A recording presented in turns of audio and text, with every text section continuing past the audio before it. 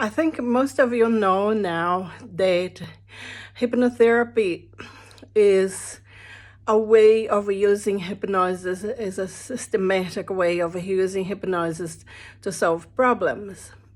And hypnosis is nothing more than inducing a person to get into a state of relaxation in which we can talk to that person and change their beliefs. Usually are beliefs that are stored in the subconscious mind, and these beliefs need to be changed, improved. So in order to get the most benefit of any hypnotherapy session, it's very important that you are allowing yourself to relax. And it's very important that you trust whoever is doing it with you, because if you don't have trust, it's very difficult to relax. So think about that.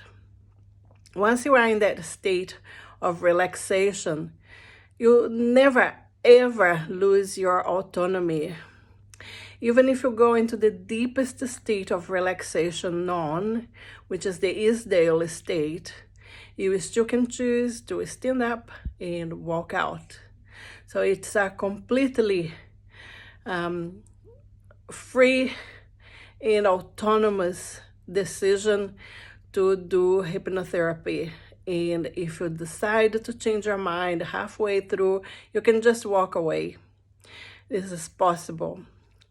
So I hope you make the most of your experience with hypnotherapy, because there have been many studies showing that it's beneficial, especially for emotional problems, for chronic pain, and a number of other issues that have been tested in laboratory and proven to work.